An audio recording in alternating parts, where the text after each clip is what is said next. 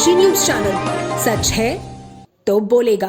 Bharatiya Janata party के उत्तर प्रदेश अध्यक्ष पंकज चौधरी ने गुरुवार को मिर्जापुर पहुंचकर मां विंध्यवासिनी धाम में विधि विधान से दर्शन पूजन किया।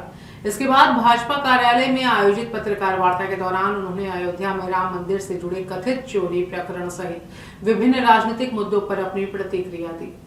अयोध्या प्रकरण पर पूछे गए सवाल के जवाब में पंकज चौधरी ने कहा कि यह घटना बेहद दुर्भाग्यपूर्ण है। उन्होंने कहा कि केंद्र और उत्तर प्रदेश सरकार इस मामले को गंभीरता से लेते हुए कड़ी कार्रवाई कर रही है। उन्होंने कहा, जांच में जो भी दोषी पाया जाएगा वह कितना भी प्रभावशाली क्यों न हो, उसे बख्शा नहीं जाएगा। समाजवादी पार्टी के राष्ट्रीय अध्यक्ष अखिलेश यादव और कांग्रेस नेता राहुल गांधी की टिप्पणियों पर प्रतिक्रिया देते हुए भाजपा प्रदेश अध्यक्ष ने कहा कि यह उनका विषय है। उन्होंने आरोप लगाया कि विपक्ष पहले भी चुनाव आयोग और न्यायपालिका जैसे संस्थानों पर सवाल उठाता रहा है। उन्होंने कहा कि राम जन्मभूमि देश की आस्था का विषय है और इस घटना से सभी लोगों को दुख पहुंचा है। उन्होंने भरोसा दिलाया कि जांच निष्पक्ष तरीके से की जा रही है और दोषियों के खिलाफ सख्त कार्रवाई होगी।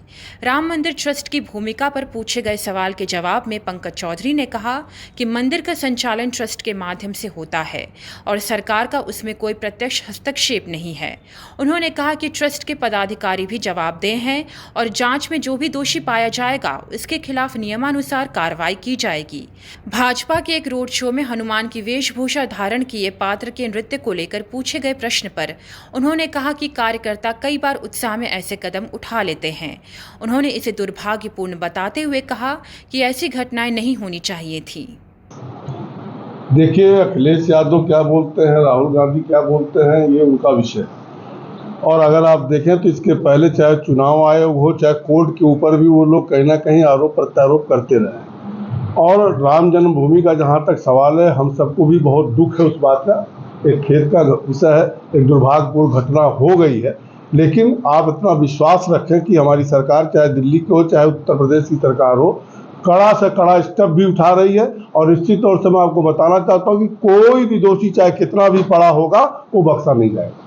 ममता बनर्जी भी लगातार हमलावर, उन्होंने कहा राम के नाम को भेज दिया गया है। जिनको राम से कोई मतलब नहीं है, जो लोग राम के कार्यसेवकों पे गोली चलवाए हैं, जो लोग राम के अस्तित्व को मानने से मना कर दिए, आज उनको राम की चिंता हो गई है। कहीं ना कहीं निश्चित तौर से इस देश की जनता उनके गुमराह होने वाली नहीं। राम मंदिर चोरी का कौन लेगा जिम्मेदारी, कौन लेगा?